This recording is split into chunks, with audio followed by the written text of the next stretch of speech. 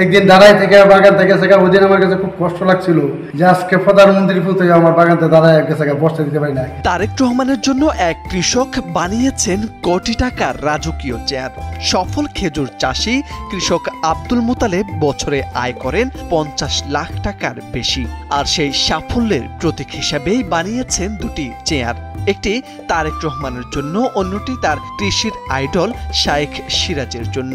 একদিন দাঁড়াই থেকে বাগান থেকে গেছে, ওই দিন আমার কাছে খুব কষ্ট লাগছিল যে আজকে প্রধানমন্ত্রী পুতে আমার বাগানতে দাঁড়ায় গেছে, বসতে দিতে পারি না।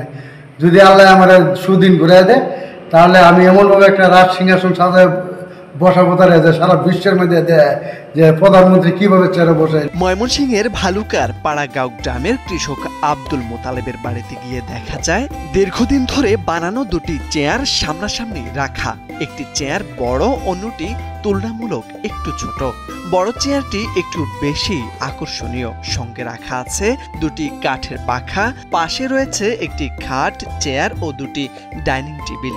চেয়ারের পেছনের দেওয়ালে টানানো একটি ছবি সবার নজর কাড়ে। ছবিতে রয়েছেন বিএনপির ভারপ্রাপ্ত চেয়ারম্যান তারেক রহমান ও কৃষক আব্দুল মোতালেব সহ অন্যান্যরা। এই ধরনের চিন্তা ভাবনা নিয়ে আমি এই চেয়ার টেবিল বানাইছি, বসা একটু রেস্ট নেওয়ার জন্য একটা খাট বানিয়ে রাখছি, তার যা যা লাগে খাওয়ার জন্য টেবিল লেগে ওইটাও বানিয়ে রাখছি, সব কিছু আমি বানিয়ে রাখছি যে আমার ধারণা হলো একদিন সে একদিন বাংলাদেশে আসবে।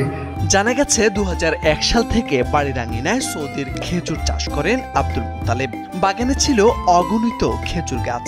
2004 সালে এ নিয়ে গণমাধ্যমে সংবাদ প্রকাশ হয়, যা নজরে পড়ে বিএনপির তৎকালীন সিনিয়র যুগ্ম মহাসচিব তারেক রহমানের। এরপর একই বছরের 16 জুন খেজুর বাগান পরিদর্শনে আসেন তারেক রহমান, কিন্তু তখন আব্দুল মোতালেব মাটির ঘরে বসবাস করতেন। তারেক রহমানকে বসতে দেওয়ার মতো কোনো চেয়ারও দিতে পারেননি তিনি।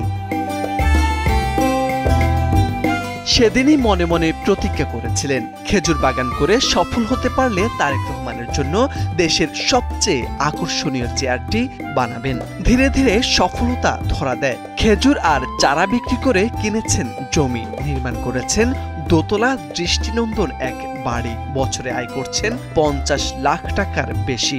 এমন সফলতায় প্রিয় নেতার জন্য এমন আয়োজন করে চেয়ারে বসাতে আগ্রহ নিয়ে অপেক্ষায় আছেন আব্দুল মোতালেব। আসলেই প্রধানমন্ত্রী হবে, যার জন্য আমার প্রধানমন্ত্রী যেন আমার বাগানে আবার আসবে আল্লাহর মত, আমি জানি রাজপথের মতো রাজপ্রাসাদ করে যে ঘর বানিয়ে রেখেছি, তার জন্য সে এখানে বসতে পারে যায়, এটার জন্য আমি এটা করছি।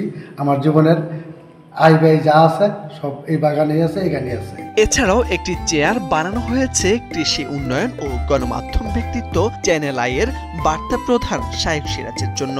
খেজুর বাগান নিয়ে সংবাদ প্রকাশ করে বাগানটি দেশে পরিচিত করায় চেয়ারটি বানানো হয়েছে তার জন্য। শাইখ সিরাজকেও বসাতে চান একটি চেয়ারে। একজন কৃষকের ভালোবাসা, এক নেতার স্মৃতি আর এক প্রতিজ্ঞার পূর্ণতা। চেয়ার নয়, যেন কৃষকের হৃদয়ের স্বপ্ন। মোর্শেদ আলম, সময়ের আলো।